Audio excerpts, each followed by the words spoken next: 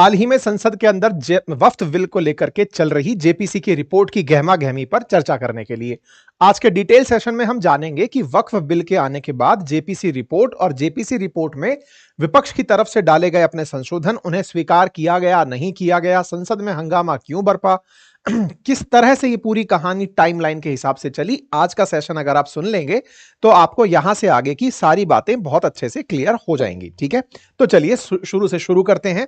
कहानी क्या है वहां लेकर आपको चलते हैं। बात हो रही है वक्फ बोर्ड की, जिसको लेकर जेपीसी ने हाल ही में अपनी रिपोर्ट टेबल की थी लोकसभा और राज्यसभा में। लोकसभा और राज्यसभा में जैसे ही ये टेबल हुई, इसे लेकर के विपक्ष सत्ता पक्ष के साथ इस बात को लेकर गहमागहमी में उतरा कि आप लोगों ने हमारी बातें इसमें शामिल ही नहीं की हैं, जो बातें हमने यहां पर रखना चाही थी। जेपीसी की जो ये रिपोर्ट बनी, ज्वाइंट पार्लियामेंट्री कमेटी, जिसे हिंदी में संयुक्त संसदीय समिति कहते हैं, उसकी अध्यक्षता जगदंबिका पाल कर रहे थे। तो उनसे कहा गया कि आपने जो पैनल बनाया था 31 लोगों का, उनकी राय को इसमें जगह नहीं दी है। इस बात को लेकर लोकसभा और राज्यसभा दोनों जगह हंगामा हुआ। इस बात पर सरकार ने क्या निर्णय लिया आगे चलकर बताएंगे, लेकिन शुरू से जहां से चर्चा है उसे पहले समझते हैं, तब जाकर के आप इस विषय वस्तु को डिटेल में समझ पाएंगे। चर्चा शुरू करते हैं वक्फ बिल की। वक्फ बोर्ड क्या होता है, इस पर ऑलरेडी हमारा एक प्रॉपर डिटेल सेशन 1 साल पहले ही हमने किया हुआ है। आप चाहें तो उसे सुन सकते हैं। फिर भी क्विक रिवीजन के लिए मैं आपको बता रहा हूं। वक्फ का पहले अर्थ जान लेते हैं। ये क्विक रिवीजन है, डिटेल नहीं है। डिटेल ऑलरेडी मैं लगभग 37 मिनट के वीडियो के अंदर कर चुका हूं अंकित इंस्पायर इंडिया पर चैनल पर। आप जाकर वहां से भी उसे सुन सकते हैं, है ना। आज के कंटेक्स्ट को समझने के लिए ही मैं थोड़ा सा ब्रीफ कर रहा हूं। वक्फ शब्द का अर्थ है कि धार्मिक काम के लिए अगर कोई दान किया गया हो, यह दान पैसे, संपत्ति अथवा काम का हो सकता है। कानूनी शब्दावली में बात करें तो इस्लाम को मानने वाले किसी इंसान का धर्म के लिए किया गया किसी भी तरह का दान वक्फ कहलाता है। इस दान को धार्मिक और पवित्र माना जाता है। ठीक है, अब इसे कोई भी कर सकता है। अर्थ मतलब यह है कि अगर किसी की इस्लाम में निष्ठा है तो वो इस तरह से काम को वक्फ कर सकता है। अब वक्फ के लिए जो की गई जमीन है, उसमें सामान्यतः शैक्षणिक संस्थान जो इस्लाम के लिए कर रहे हैं काम, कब्रिस्तान, मस्जिद, धर्मशालाएं, ये सब वक्फ की गई संपत्ति हो सकती हैं। कुल मिलाकर इस्लाम का इसके साथ कनेक्शन जोड़ा गया है। अच्छा, वक्फ का अगर इतिहास देखा जाए तो कहा जाता है कि भारत में वक्फ की शुरुआत दिल्ली सल्तनत के दौर से की गई। आजादी से पहले मुस्लिम वक्फ मान्यकरण अधिनियम 1913 का उल्लेख मिलता है।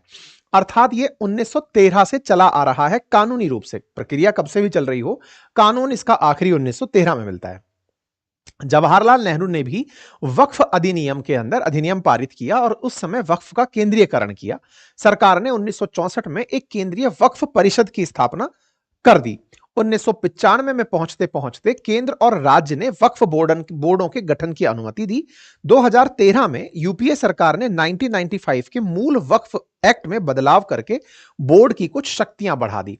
ये कुछ पर्टिकुलर टाइम फ्रेम्स हैं जिनको हमने यहां पर डिस्कस किया। फिलहाल के लिए जो पॉइंट टू बी नोटेड है वो ये कि देश की आजादी से पहले 1913 में एक सल्तनत काल के समय का बिल है, नंबर एक। नंबर दूसरा, देश के अंदर यूपीए सरकार के टाइम पर 2013 में वक्फ की कुछ शक्तियां बढ़ाई गई थी।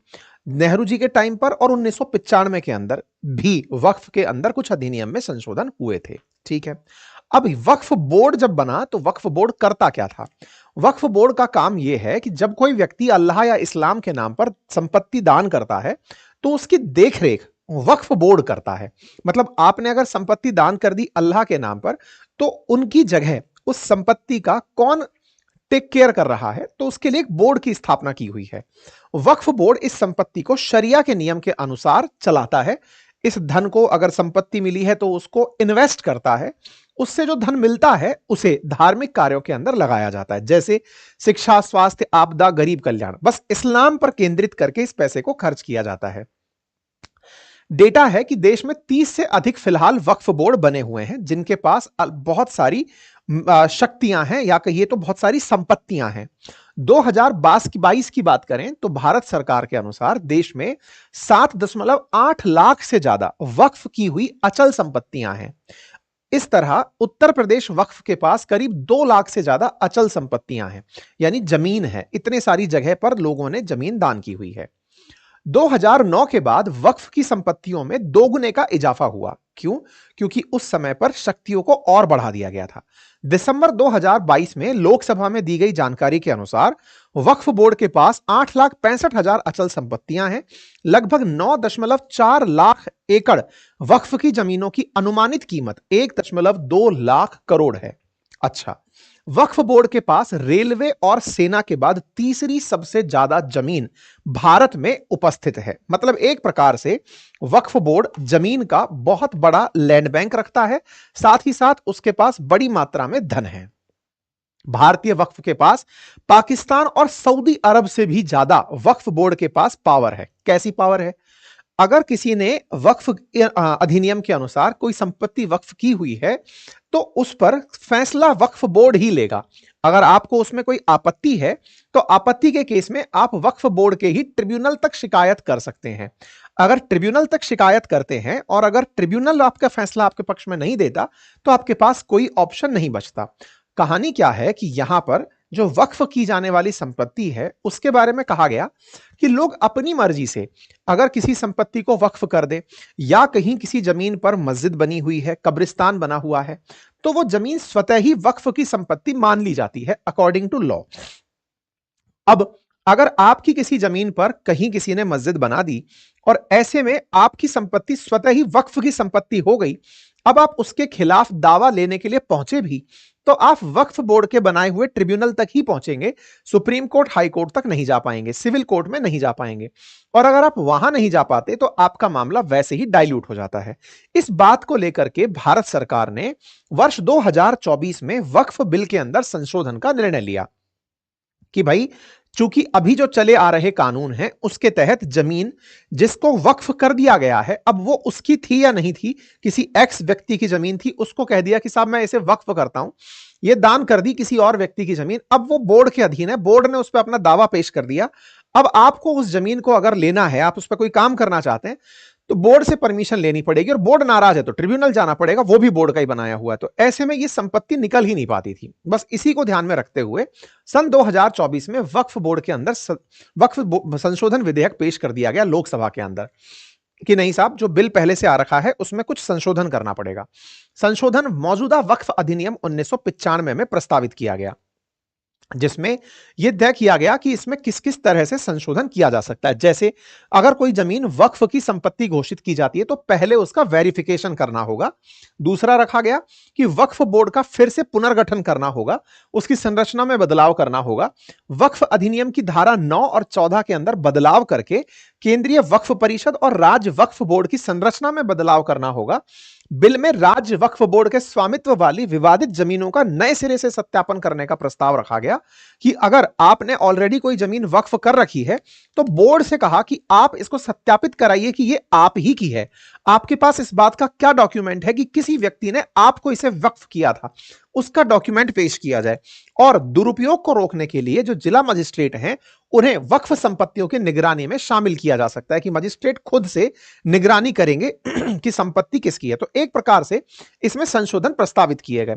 उन संशोधनों में जो मेजर अंतर था वो ये था कि अब आप ट्रिब्यूनल से निकलकर हाई कोर्ट और सुप्रीम कोर्ट तक जा सकेंगे, हाई कोर्ट में अपील की जा सकेगी। साथ ही साथ में अब किसी व्यक्ति ने अगर कोई जमीन वक्फ की है तो ये लेने से पहले बोर्ड खुद से चेक करेगा कि बताओ ये जमीन आपकी है, इसको प्रमाणित करो। और जो वक्फ के पास खुद की अब तक की जो संपत्ति है बोर्ड को उसे भी वेरीफाई कराना होगा कि यह संपत्ति साहब हमारी ही है।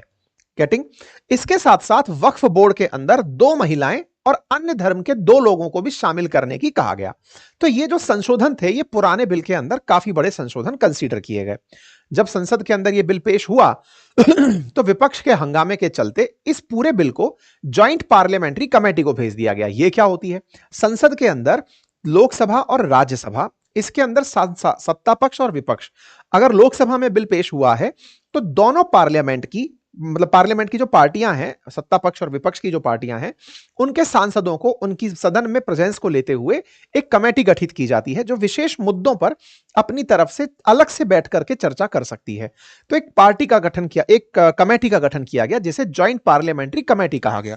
इसमें 31 सांसदों को बैठाया गया। ये 31 सांसद जो थे, इन 31 सांसदों में सत्ता पक्ष के स्वतः ही ज्यादा होने थे, क्योंकि सत्ता पक्ष की भागीदारी ज्यादा है संसद के अंदर। तो लोकसभा के सदस्य जो यहां पर शामिल हुए वो, और ये राज्यसभा के सदस्य जो इसमें शामिल हुए, कुल सदस्यों की संख्या आपके सामने है। 31 सदस्य इसके अंदर शामिल किए गए। अब वक्फ बिल इस जेपीसी के पास चला जाता है, और जब इसके पास जाता है तो जेपीसी को इसके पैसे पैसे दिए जाते हैं कि आप इस पर खर्च करिए, जांच करिए, जो भी है वो सब होता है। सारी चीजें चलती रही। वक्फ के ऊपर जेपीसी ने अपनी तरफ से जानकारी जुटाना शुरू कर दिया। जानकारी जुटाना शुरू किया, इस बीच में एक नया विवाद आया, और वो ये था, विपक्ष की तरफ से एक मुद्दा हाईलाइट हुआ, और वो ये था कि आजकल आर्कियोलॉजिकल सर्वे ऑफ इंडिया, जो कि कल्चर मिनिस्ट्री के साथ है, उसका ये क्लेम है कि हमारी जो ऐतिहासिक जगह हैं, जो कि पुरातत्व से संबंधित जमीनें हैं, उन्हें भी वक्फ बिल के अंदर वक्फ मान लिया गया है। अब इसको ध्यान से समझिएगा। आर्कियोलॉजिकल सर्वे ऑफ इंडिया 1861 में अंग्रेजों के काल में स्थापित हुआ था, कनिंघम के टाइम पर, अलेक्जेंडर कनिंघम के टाइम पर। बोले 1861 में आर्कियोलॉजिकल सर्वे ऑफ इंडिया बना, जिसने देश के अंदर बहुत सी पुरातत्व वस्तुओं के संरक्षण का निर्णय लिया। जैसे आप महलों को देखते हैं, इन सब चीजों को देखते हैं। तो बोले ऐसे में वक्फ का कानून बाद में आया, लेकिन वक्फ ने जो पुरातत्व की चीजें हैं उन्हें भी अपना बता दिया कि यह भी मेरा है। तो बोले ऐसे में एएसआई के द्वारा वर्तमान में जो पुराने मॉन्यूमेंट्स हैं उनकी निगरानी करने में बड़ी दिक्कतें आ रही हैं। निगरानी नहीं हो पा रही है कि किस वस्तु कौन सी हमारी है, कौन सी नहीं है। तो असल मायने में जेपीसी के सामने एएसआई जाकर खुद प्रेजेंट हो गया कि सर, हम कैसे किसी चीज को रिप्रेजेंट करें कि ये हमें इसका संरक्षण करना है, कि वक्फ बोर्ड इसका संरक्षण करे, और देश के अंदर बहुत सी ऐसी पुरातात्विक चीजें हैं जिनके संरक्षण की आवश्यकता है। पार्लियामेंट्री पैनल जो है उसको 572 अमेंडमेंट प्रस्तावित कर देता है वक्फ बिल के अंदर 27 जनवरी 2025 को। मतलब जेपीसी के अंदर जो जेपीसी गठित होती है वो इस बिल में 572 संशोधन प्रस्तावित करती है। सरकार संशोधन जो कर रही थी पुराने बिल में वो मेजरली 7 थे, लेकिन यहां पे 572 संशोधन जो बना हुआ जेपीसी था उसने अपनी तरफ से बोल दिए। इन 572 में से 44 संशोधनों पर चर्चा हुई जेपीसी के अंदर, फिर वोट डलवाए गए। चूंकि जेपीसी के अंदर सत्ता पक्ष बहुमत में है, तो इस चलते जो विपक्ष के जो पॉइंट्स थे उनको जगह नहीं मिली, और जेपीसी के अंदर जो सत्ता पक्ष चाह रहा था मेजरली वही सारे पॉइंट इस बिल के अंदर आ गए। जेपीसी ने अपनी तरफ से वक्फ के अंदर अपोजिशन के जो पॉइंट थे वो नहीं माने, और ना मानते हुए जनवरी 28 आ गई। वक्फ बिल को जेपीसी ने अपने साथ एक्सेप्ट करते हुए पार्लियामेंट की टेबल पर ले जाने का निर्णय लिया। बात आती है जनवरी 30 की। वक्फ के अंदर जेपीसी अपनी रिपोर्ट लोकसभा स्पीकर को सौंप देती है कि सर ये पकड़िए, हमने 1995 के अंदर 25 अमेंडमेंट 14 क्लॉजेस और सेक्शंस के साथ आपको समला दिए हैं। ये पकड़िए सर, हमारी तरफ से इसमें अमेंडमेंट्स हैं, अब आप इनको लोकसभा में प्रस्तुत कर दीजिए। इसी बीच में घटना और आती है, और वो न्यूज हालांकि ज्यादा ध्यान नहीं देती, कि महाकुंभ की जगह को के ऊपर भी वक्फ का दावा होने की खबर मीडिया के अंदर चलने लगती है। एनीवे, इस बीच में जेपीसी के द्वारा वक्फ बिल पर जो रिपोर्ट प्रेजेंट की गई वो 6 महीने के कंसल्टेशन के बाद पार्लियामेंट के अंदर पहुंचती है। पार्लियामेंट में पहुंचती है, फरवरी 13 डेट निकल आती है। फरवरी 13 के दिन ये आप खबर देखते हैं कि अपोजिशन संसद से बाहर निकल जाता है वॉकआउट करके। क्यों चला जाता है? क्योंकि जेपीसी का मानना था कि इन्होंने अपनी तरफ से संशोधन प्रस्तावित तो कर दिया है।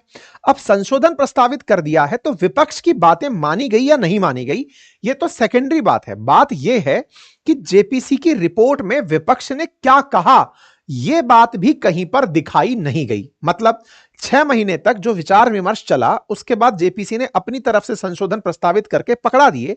इस बात पर बहस छिड़ गई अपोजिशन की तरफ से कि भाई आपने हमारी बात नहीं मानी, कोई बात नहीं, लेकिन इस बिल के अंदर जो जेपीसी ने रिपोर्ट प्रस्तुत की है इसमें हमारी तरफ से जो हमारी असहमतियां हैं, जो हमारी डिसेंट्स हैं, उनको तो जगह दो।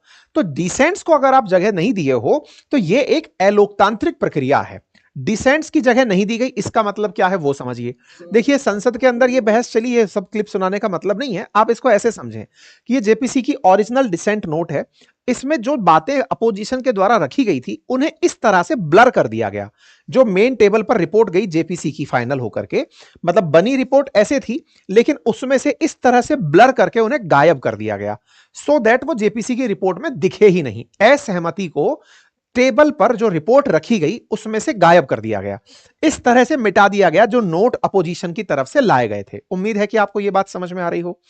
अर्थात असहमतियों को प्रेजेंट ना करना अलोकतांत्रिक है, क्योंकि भाई असहमति है तो उसको भी बताओ ना कि अपोजिशन ने क्या रखा। अपोजिशन के विचार ही जेपीसी की रिपोर्ट से हटा दिए गए। जेपीसी की फाइनल रिपोर्ट में मामला इस तरह से साफ रखा गया, बीच बीच में से पन्ने गायब कर दिए गए कि अपोजिशन क्या कह रहा है, असहमतियों को जगह नहीं दी गई। हालांकि इस बात पर कांग्रेस की तरफ से एक नेता ने, जो कि सांसद हैं, उन्होंने 2 फरवरी को भी ट्विटर पे इस बारे में जानकारी पब्लिश की थी कि साहब ऐसी बात है कि इस रिपोर्ट में जो बनकर आई थी हमारी असहमति को जगह नहीं दी गई, ये हटा दिया है। मतलब ये ऐसे समझिए, एक रिपोर्ट बनी, उसमें अपोजिशन की जो भी बातें हैं उन्हें भी लिखा होना चाहिए था कि इन्होंने ये बातें कही, हमने नहीं मानी, वो बात अलग है। तो जब ये बात नहीं दिखी तो इस पर अपोजिशन की तरफ से, सांसदों की तरफ से अपनी अपनी प्रतिक्रियाएं आई। सांसदों ने कहा कि नहीं, ये ऐसा नहीं होना चाहिए था। फिर सत्ता पक्ष की तरफ से बात निकल कर आई, केंद्रीय मंत्री निकल कर आए जो अल्पसंख्यक कार्यों के मंत्री हैं, उन्होंने कहा कि हम जेपीसी अध्यक्ष से इस बारे में बात करेंगे। इस बात पर फिर अमित शाह जी निकल कर आते हैं और वो कहते हैं कि हमारी पार्टी जेपीसी की रिपोर्ट में इस तरह से जो चीजें नहीं मानी गई हैं उनको वापस शामिल कराने के पक्ष में है। हम जेपीसी की रिपोर्ट के साथ हैं। अगर वो चाहते हैं कि डिसेंट को भी पब्लिश किया जाए तो हम उसके समर्थन में हैं। अर्थात अब इस रिपोर्ट के अंदर सत्ता पक्ष भी चाहता है कि कोई बात नहीं, जेपीसी रिपोर्ट में अगर वो पॉइंट दिखाए जाएं कि अपोजिशन ने क्या क्या अपनी तरफ से संशोधन दिए थे वो भी आने दें। अब इस बात पर इतनी राजनीति हो क्यों रही है? ये असल मायने में हो इसलिए रही है कि अल्पसंख्यकों की बातें किस किसने क्या क्या रखी, असल मायने में अब राजनीतिक दल इसे आने वाले समय में इस तरह से अपने चुनावी एजेंडे में या फिर अपने वोट बैंक को समझाने में काम में लेंगे कि देखो भाई, हमने तो सारी बातें रखी थी, हमने तो ये कहा था, हमने तो इस बिल में ये बातें अपनी तरफ से प्रपोज की थी, ये तो सरकार है जिसने नहीं मानी। मतलब जेपीसी की रिपोर्ट में जो बातें उन्होंने प्रस्तावित की, जो कि 550 से अधिक हैं, 550 से अधिक संशोधन प्रस्तावित किए, उनको जगह देना कि साहब इनको जगह दे दो कि ये जी बातें थी जो हमने अपनी तरफ से रखी थी, अब भले ही इन्हें मत पास करो लेकिन किसी को बता तो सकें। सत्ता पक्ष कह रहा है कि ये अपने आप में एक अपीजमेंट है, मुस्लिमों का तुष्टीकरण है, मुस्लिमों के भले बनने की चाहत है कि उनको यह दिखाया जाए कि देखो आपके लिए हमने संघर्ष तो बहुत किया था, बस सरकार ही नहीं मानी, अदरवाइज हम सब सही से हो जाते। वहीं विपक्ष का कहना है कि एक तरफ आप तुष्टीकरण की बात करते हैं और दूसरी तरफ आप लोकतांत्रिक प्रक्रिया को ही दबा देते हैं। लोकतांत्रिक प्रक्रिया है कि आप डिसेंट को भी जगह देंगे कि इन इन बातों पे आपत्तियां थी जो रखी गई तो आप उसको बांध दीजिए। खैर, फिलहाल के लिए सरकार इस बात के लिए तैयार हो गई है। हालांकि संसद अभी 10 मार्च तक के लिए स्थगित कर दी गई है, एडजर्न कर दी गई है। ऐसे में अब 10 मार्च के बाद क्या होगा, यह बड़ी चुनौती होगी। जेपीसी की रिपोर्ट फिर से संशोधित होकर के पेश कर दी जाएगी जिसमें डिसेंट को भी शामिल कर दिया जाएगा। लेकिन तब तक 10 मार्च के बाद विपक्ष क्या रणनीति अपनाता है यह देखना होगा। यह क्यों देखना होगा? क्योंकि अल्टीमेटली 10 मार्च के बाद मतलब बजट पर भी चर्चाएं होनी है और तब तक अपोजिशन के अंदर जो एका है वो बचा या नहीं, यह भी देखना एक बड़ी चुनौती हो।